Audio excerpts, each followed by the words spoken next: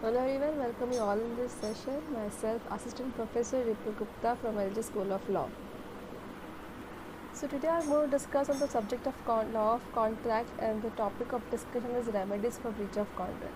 We have discussed about breach of contract. There are two types of breach of contract. Now in this topic we'll discuss the remedies that are available for breach of contract. If either of the party breaches the contract, then what are the remedies available for the second party who can take compensation or any kind of performance from that party? So that are the remedies for breach of contract. So basically, breach of contract means any of the party breaches the contract or not fulfilling the legal obligation defined in the contract. That is a breach of contract. Now, for that breach of contract, certain remedies are available in the Indian contract law, that the other party can take remedies if the other or the either party breach the contract. So these about the remedies that are available for the aggrieved party who for whose contract has been breached by the other party. Now, first is rescission of contract. So, if either of the party breach the contract, the other party has right to rescind the contract or to put the end of the contract and the contractual liabilities. Over here, he has also right to take compensation, or he also right to take the benefits that he has given to that person to get it back. For example, I pay rupees 10,000 to that singer who is going to about to sing in my function, and he refused to come over here. Then I can take back 10,000 rupees from him because he refused to perform his function. So if any bad benefit has been received by the other person who breached the contract, then the other party has a right to take that benefits back and also take compensation for breach the contract. So that is called rescission of the contract.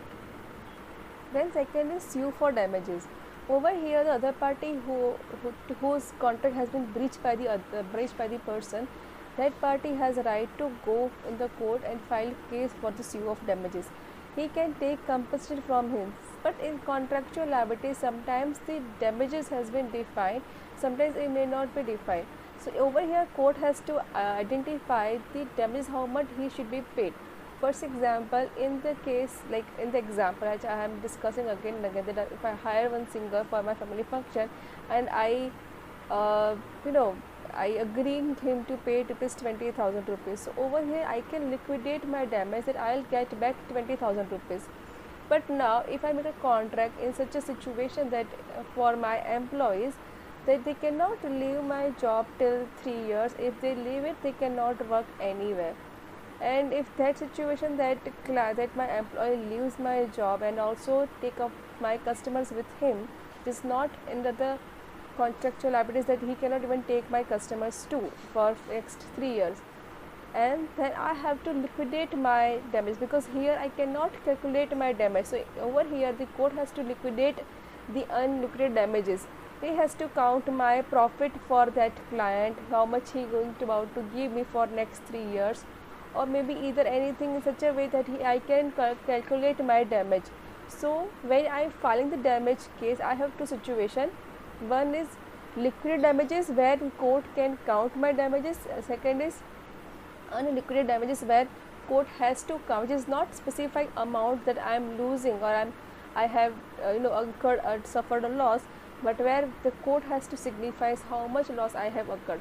So that is sue for damages, which is defined under section 73 of Indian Contract Act. Then second is sue for specific performance. Over here you can file a case against that person that he has to perform the specific performance, that he has agreed upon it. So over here court will tell him that you have to perform this function because you have agreed on it. That is called specific performance. For example, I and Mr. B make an agreement that I'll purchase his land from Mr. B, but B then refused to sell his land. Then the court may tell him that you have to perform your promise because you agreed on it. So now you have to sell your land to Mr. Ripple. So over here that is a case for specific performance, where the court will tell him to perform a specific performance that you have agreed upon.